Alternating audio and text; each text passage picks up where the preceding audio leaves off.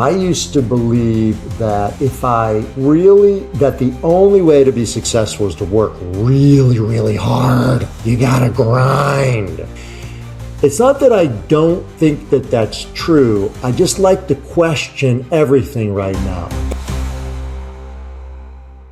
He sold his company to Coca-Cola. Yeah, that company. Then he did something almost nobody ever does. He bought it back. So today's guest turned coconut water into an $8 billion global category and is now reshaping how investors think about health, about wellness, and about purpose. Welcome back to The Root of All Success. I am your host, the real Jason Duncan. This is episode number 337. My guest is Mark Rampolla. He's an entrepreneur. He's an investor. He's the founder of ZICO Coconut Water. And he didn't just build a beverage brand, which is hard enough as it is. He helped create an entire category, which is exponentially harder than just building one brand in some beverage category. So he created a whole category. Now, as I said earlier, after selling ZICO to Coca-Cola in 2013, he co-founded a company called Power Plant Partners, and he played a key role in the rise of something called Beyond Meat. And then in 2020, he made a move that shocked the industry. He bought ZICO back. And so today, through Ground Force Capital, he manages over $500 million in assets that are focused on health, wellness, and sustainability. So, Mark, welcome to the show. Thank you, Jason. It's an honor to be here. I've enjoyed the show myself. Well, that's nice of you to say. So let's talk about the big news here. You sold ZICO to Coca-Cola, and then years later you buy it back. Yeah. So what's going through your mind when you decided to repurchase a brand that you'd already let go? Well, look, first I'll tell you, when I sold it, I was done. I thought it had been a 9-year journey, quite a grind, as most entrepreneurs know. And I got to a place where I felt like, look, the brand was best in Coca-Cola's hand. I got 2 daughters, and ZICO felt like my son, rambunctious, high potential. I got him into the Harvard of the beverage industry, Coca-Cola. My work's done, right? And I thought, well, I'm going to go on and live my life in other ways. And so I became an active investor, did start this firm. Fast forward 7 years, I had no interest in taking ZICO over again. But by that point, I thought I hadn't. But at that point, Coca-Cola made the announcement that they were selling off or shutting down 200 brands globally during COVID. A lot of big strategics went inward and focused on their core. And so ZICO sort of went out with the trash, right? And so anything under $1 billion was on the chopping block. So now running this investment firm, Ground Force Capital, I talked to my partner. We looked at it as a rational investment opportunity and said, look, do we see something Coca-Cola doesn't see, right? Do we see a potential bigger than they saw? And we did. Wow. Now, before ZICO, you were in the Peace Corps in Costa Rica. So how did that experience plant the seeds for what you would eventually build? Yeah, wow, great question. So yeah, I was a Peace Corps volunteer in Central America, and so had never been out of the country before that. And I got to tell you, the first time I tasted coconut water, I thought it was odd. It's got a little bit milky, it didn't taste that great. But I grew to love it and drank it all the time. And it was written into the Peace Corps manual. If you're out of range of medical care and can't get an IV, drink a coconut, drink the water out of a coconut. So I kind of knew about it, but it wouldn't be until 10 years later, I was back in Latin America after living across the state from you in Memphis, Tennessee, actually for a few years. Oh, yeah. That I wound up living and working in Latin America again, had a corporate career, and decided I didn't want to be a corporate guy. I didn't want to kind of lead my life in that path, and I wanted to build my own journey. I wanted to have my own sort of path to success and hopefully freedom. And so that gave me the itch to become an entrepreneur. And when I was thinking back on looking at ideas and brainstorming ideas, I was fascinated with health and wellness. I'd been an athlete my entire life, and I stopped drinking, Gatorade and the like forever ago.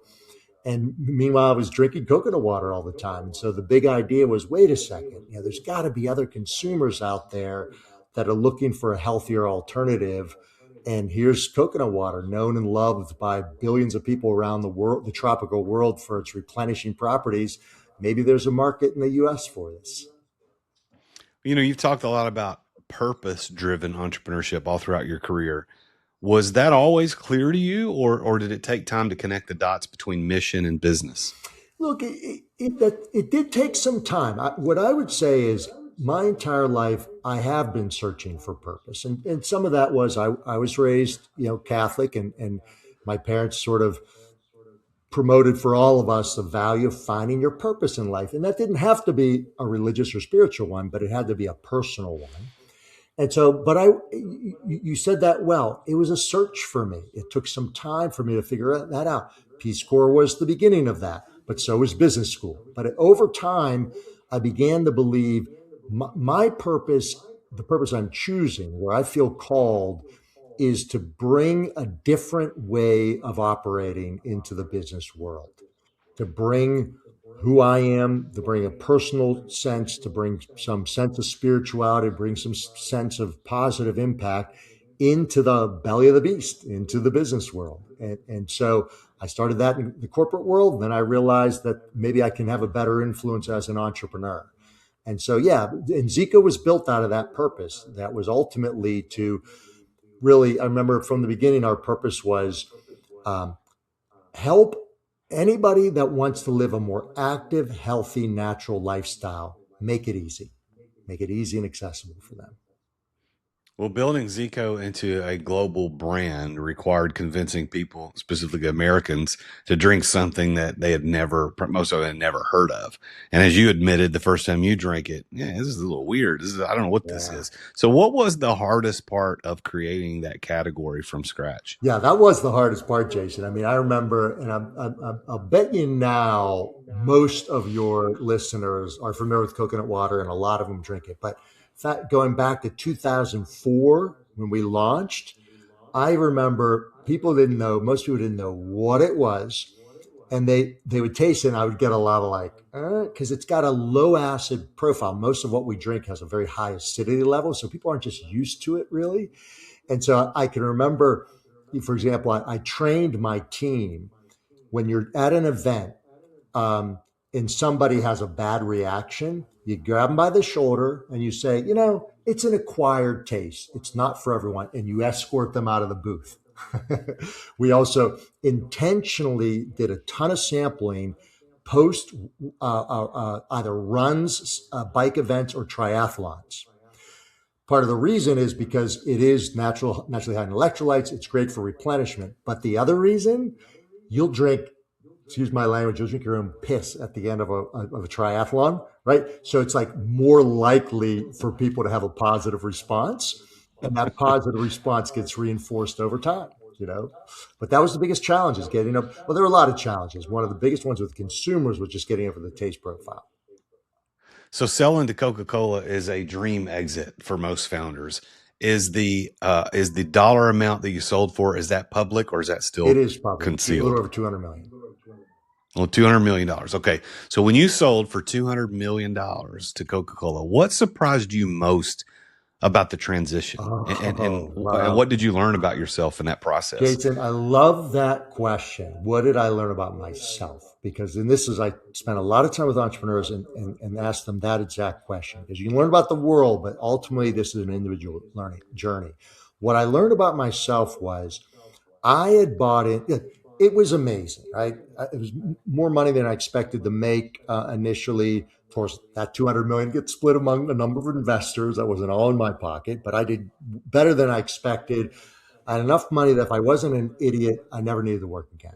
Built a beautiful house on the beach, stopped working, traveled, parties, fun, a lot of amazing things. But I think that what I realized about myself is, first of all, I had bought into this myth that if I had the idea, if I worked hard enough, if I made enough money, I would feel successful, and ultimately I would feel free to do whatever I wanted to do, whenever I wanted to do it. What I found probably 3-4 years after selling was I was back in the grind, now as an investor, but I'm like meetings up the wazoo, crazy schedule. I'm not taking care of myself. I'm grinding away because sort of unconsciously I'd realized I'm on to the next milestone. I'm on to the next this. Now I need an extra million. Now I need an extra big exit. What's next? What's next? What's next? And I realized I fell into this trap of always later, always more, always some future state that I would feel successful and free.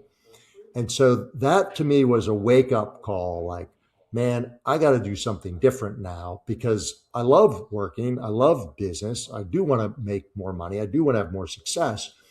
But can I do that with freedom as my foundation?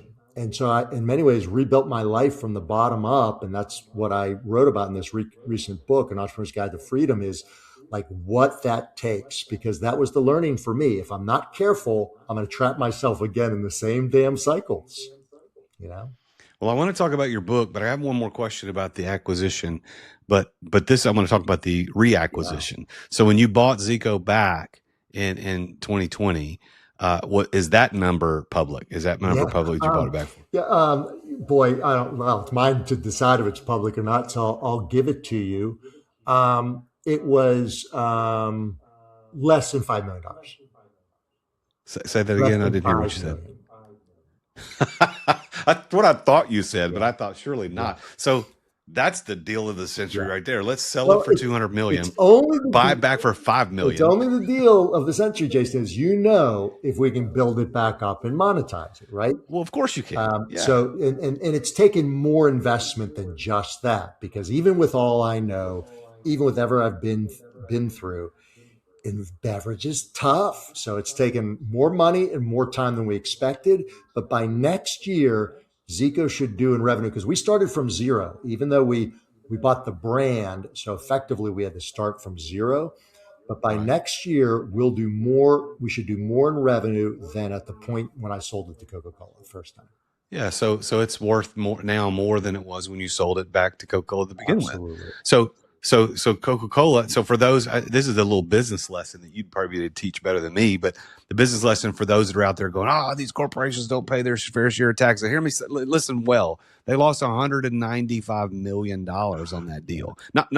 That's just on acquisition. Absolutely. Back and forth, not counting what they invested in the middle. Exactly right. So when they report a loss of nearly $250 million over that acquisition, there's a reason they didn't pay. Like if you don't make any money, you don't pay any taxes. That's what happens. So anyway, I digress. I just get on my tax hobby horse. And you're absolutely right. They spent $10 million in marketing that we're the beneficiary of now, right? And here's the thing. They're good people. They're smart people. I don't know that I would be any different if I'd spent my whole career at Coca-Cola, right? I just haven't. And so I think like an entrepreneur. So I'm looking this up right now, because I've not done this before this moment. I'm just typing in the word ZICO into Google, and I get a Brazilian footballer. So that's different. That's a different person. So we need to do ZICO Coconut Water. Coconut. There we go. So let's see look at the blue, and you got cardboard, and you got plastic. Yeah, I've seen that. I've seen it. Right here. There you go. Yeah, full transparency. I'm not a coconut water drinker, not because I don't like it. It just has never made it into my atmosphere. Like it's not. I've not attempted to not drink it. I've not attempted to drink it. But now I'm aware of it. Arrive at your house, Jason. And so you get me your address. It's coming to your house, and I love hearing that. I love that. You want to know why I love that? Because it means there's even a bigger opportunity. Yeah, it's an untapped market, because for somebody like me, when I go into a convenience store and pick up something to drink, I'm getting a Coke Zero. That's what I drink. That's what I've got for lunch today. We podcasting all day, so one of my team members ran out and got some Wendy's and brought it back. But coconut water has never even been anything I would have considered. It not because I didn't want to. It just didn't even. You just don't know about it. Now let's talk about power plant partners. So you were early on the plant-based movement. With Power Plant Partners and Beyond Meat.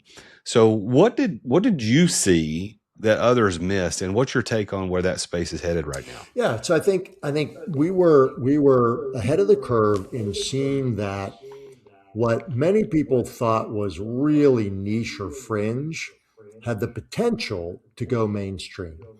And so, and I think for us, that was never the whole world's going to be vegan. that was people are looking for alternatives. And really, a number of people are critical, hey, with an understandable reason about, well, Beyond Meat's still, processed. It's not perfectly clean. There's some criticism against it. But I would tell you is what we saw is what most Americans are eating. When you look at like a hamburger served in a high school or a college campus, not meat. Right? It is filled with so much garbage. I'm not talking about your great grass-fed burger down the street or one you get at your favorite place. Most of this is not really real food. And so there are a number of plant-based alternatives that were making substitutes. Milk is a prime example, right?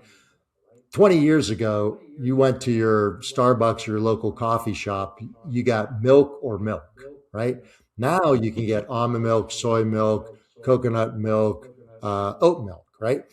We knew that was coming because we saw it early. You could see that trend in certain markets and certain consumers and Whole Foods and certain places around the country that tend to be sort of ahead of the curve in some ways.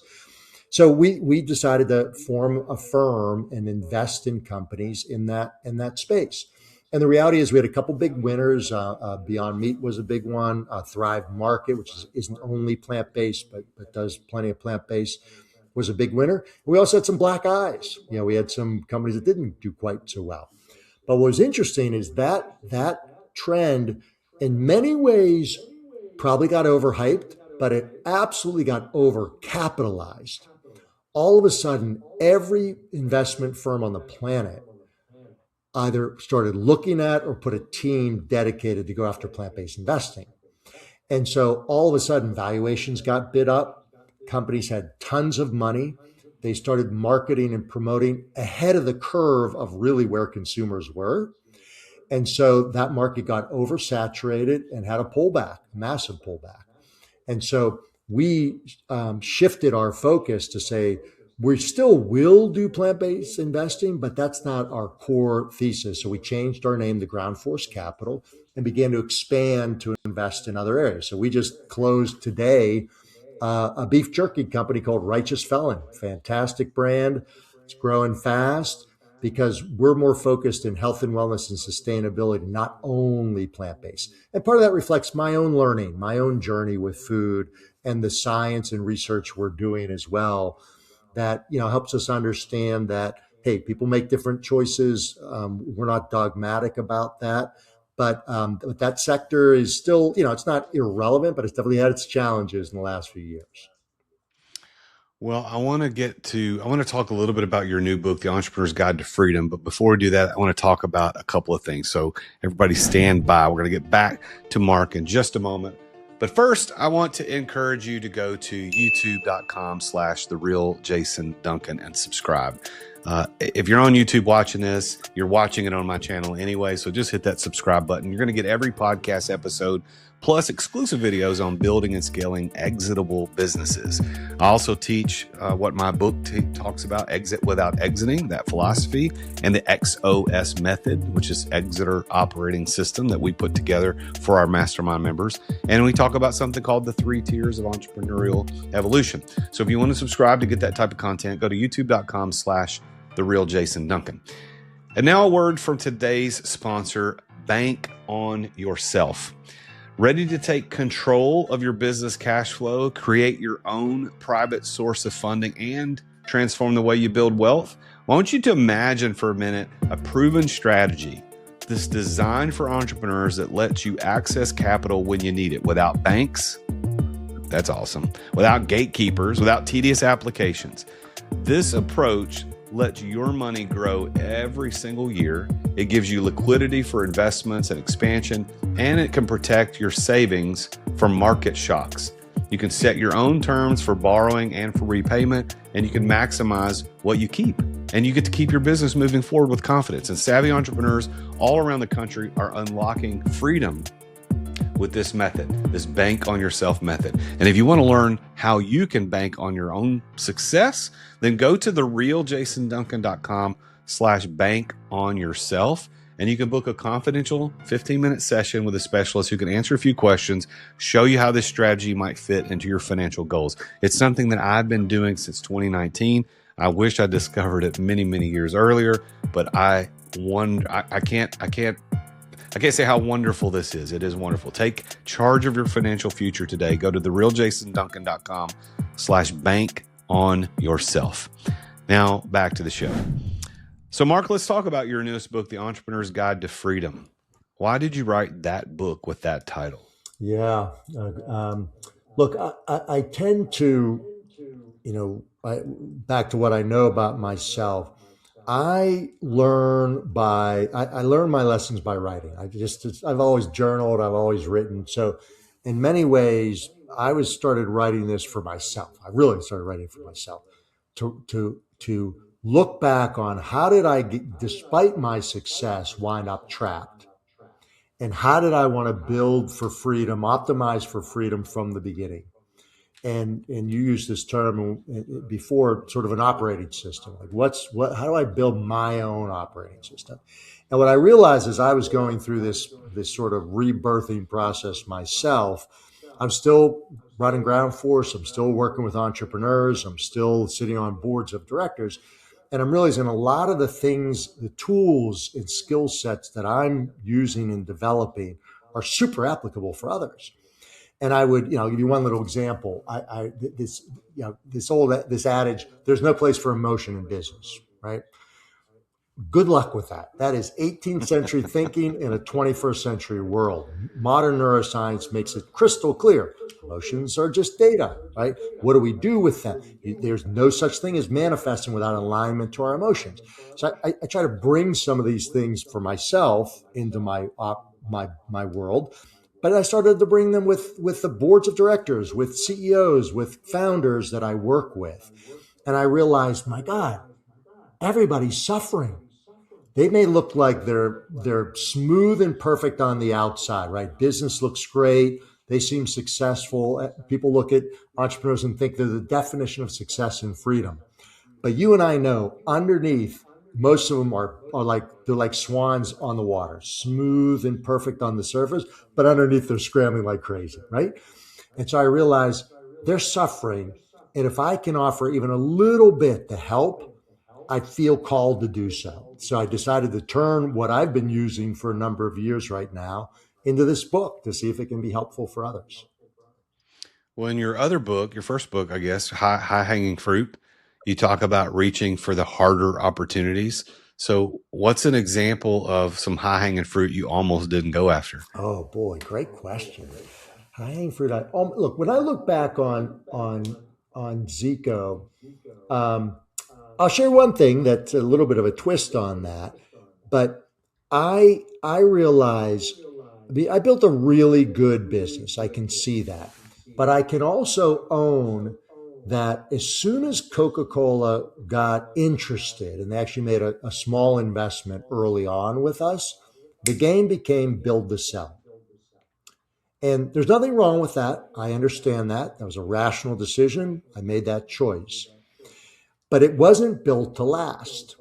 And so what I decided to do next time around with ZICO now is make sure it's built to last. Now, we may and likely will exit the business at some point in time, but no matter what, the business is going to be built to last. And I'm not waiting for that success to feel freedom. I'm building the business from a very different state of mind and with a very different set of tools and skills this time around that allow me to both enjoy the ride, get better results with more ease and fun than I ever thought was possible. Because the first time around, it wasn't easy and it wasn't fun. Really, I was grinding. I was anxious. I was nervous. I was stressed. Couldn't wait for the day to exit in many ways. And now I want to approach it in a different way. And I don't think that means compromising building an amazing business. What's something you used to believe that you don't believe anymore? Ha ha ha ha. I used to believe that if I Really, that the only way to be successful is to work really, really hard. You got to grind.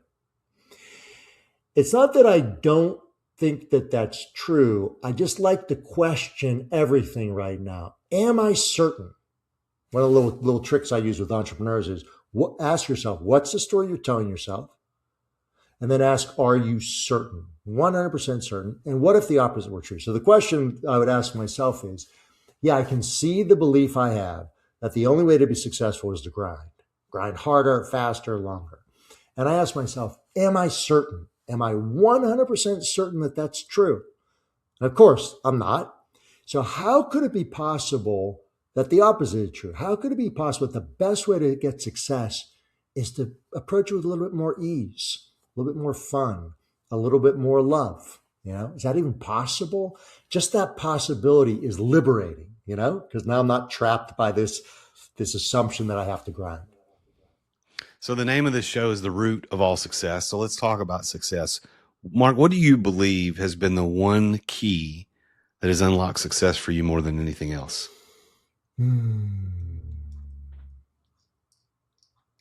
Don't believe everything I think.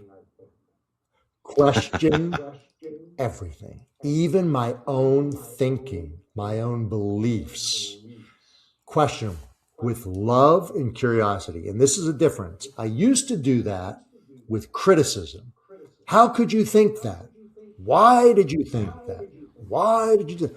Now I get curious. Interesting. Why did I think that? Oh, I can see why. Why did I believe that? Oh, yeah, I can see why. Am I certain it's true?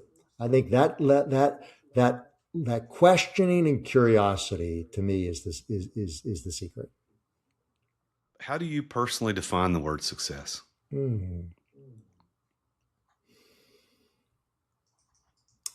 ability to be in any situation and be in choice. That I know I have the freedom and the ability to choose to be in this meeting, Jason, or leave, to have my next meeting or not, to make this decision, make that decision. That to me is success. Based on that definition, do you consider yourself successful?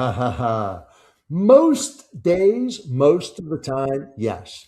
But most importantly, I now have the tools and skills to be able to catch myself when I'm feeling unsuccessful, which I call trapped, and I can get myself back to presence, back to freedom, and I feel great. I feel successful.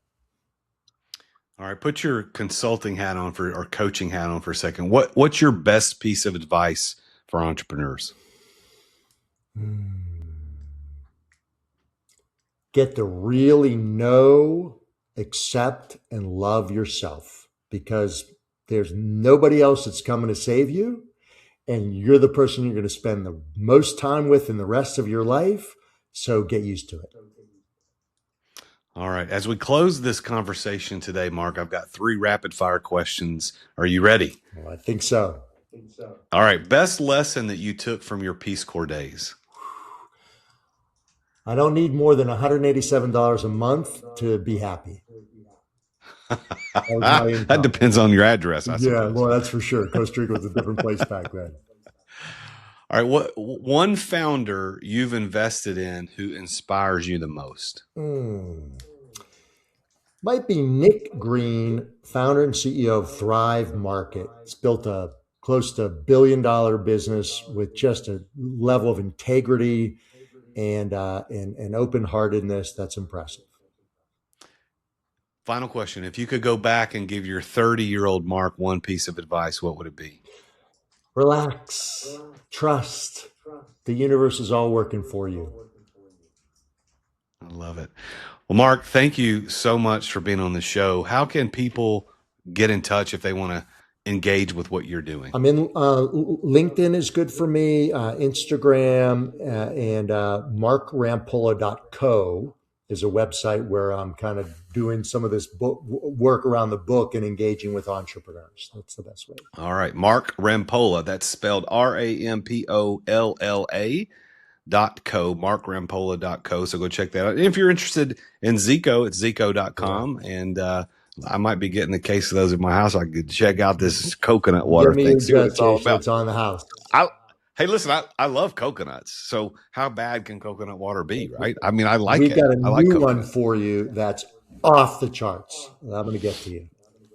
All right. That's very kind of you. But thank you for being on the show. Congrats on all your success. And may the next company that you sell, you buy back at, what is that, 1/5? I don't even know what that percentage is. 2%. May you be able to do it again and continue to repeat it. Congratulations, Mark. Thanks for being here. Jason. Take care. Well, there you have it. Another successful entrepreneur about his story. What a story. I mean, selling a company for $200 million and then buying it back for only $5 million. And now it being worth just a short time more than it was back when he sold it the first time. That's crazy. This is an entrepreneur's dream, but this is what it's about. Like, there are opportunities out there everywhere around us. And you know what? As I tell people a lot, it's not about the idea. It's not about the thing you can come up with. It's about the thing that you can execute. So we've all got good ideas, but if you ain't doing it, if you're not executing, it doesn't really matter. And so he had an idea of coconut water. I'm working on the Peace Corps down in Costa Rica, sipping on this coconut water. He's like, wait, maybe we could do that. Okay, that's an idea. Any idiot could have that idea, but he did it. He went out and did it, and turned it into $200 million, and it's probably going to turn it into $1 billion. So this is your encouragement. Go and do. So thanks for listening to the show. Tune in again next time when I talk with yet another very successful entrepreneur about his or her journey to success. Until then, as always, I am your host, The Real Jason Duncan, and Jesus is King. Attention business owners. Attention business owners. Feeling burnout from running your business? Uncertain if you're nearing burnout? Take our free 10-question business burnout test at businessburnouttest.com to discover where you stand. With just 10 quick questions, you'll learn how to immediately begin making changes to regain freedom and success. Cut your daily operations time in half. Improve your quality of life and prepare your business for your future exit without losing revenue or profit. Visit businessburnouttest.com now and take the test. Thank you for listening to another edition of The Root of All Success with the real Jason Duncan. If you've enjoyed this week's episode, visit therootofallsuccess.com to access the show notes and other helpful resources. Follow Jason on social media at The Real Jason Duncan. See you again next time here on The Root of All Success.